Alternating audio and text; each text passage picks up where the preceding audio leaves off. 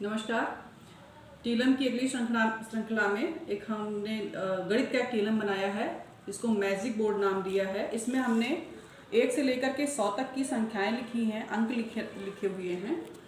अब इनको हम इस तरीके से दिखा सकते हैं जैसे हमें बच्चों को सम संख्या के बारे में बताना है।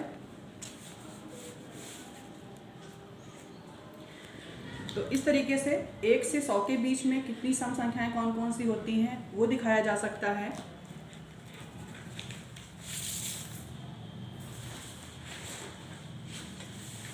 इसी तरह से हम विषम संख्याओं को दिखा सकते हैं। 1 से 100 के बीच में कौन कौन सी विषम संख्याएं होती हैं उन्हें बताया जा सकता है।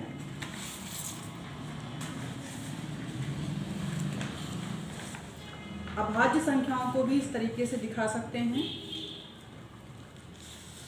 जैसे 2, 3, 5, 7 जो केवल अपनी ही संख्या से कटती हैं या फिर उसी संख्या से कटती हैं।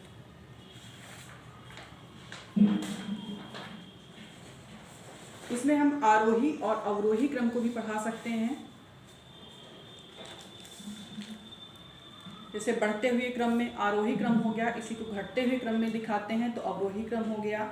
और इसको हम कहीं पर भी सेट करके कर सकते हैं, कोई भी संख्याएं दिखा सकते हैं।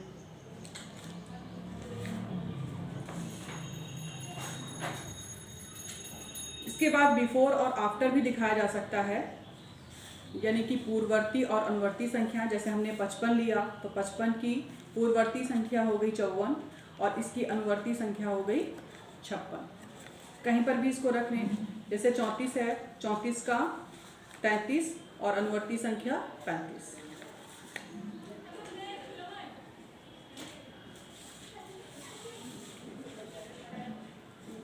अब इसके द्वारा हम जो तिर्यक जोड़ है संख्याओं का वो बच्चों को बता सकते हैं कि जो इसमें संख्याएं हैं, जैसे 44 है, 55 है और 66 है।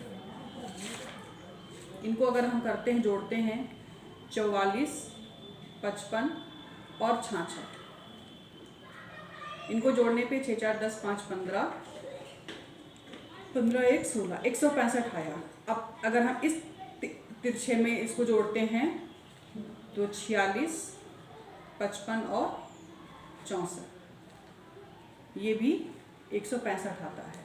इसको हम कहीं पर भी रख सकते हैं। जो लगातार तिरछी 3 संख्या होती हैं उनका जोड़ जो होता है दोनों तरफ से एक समान होता है।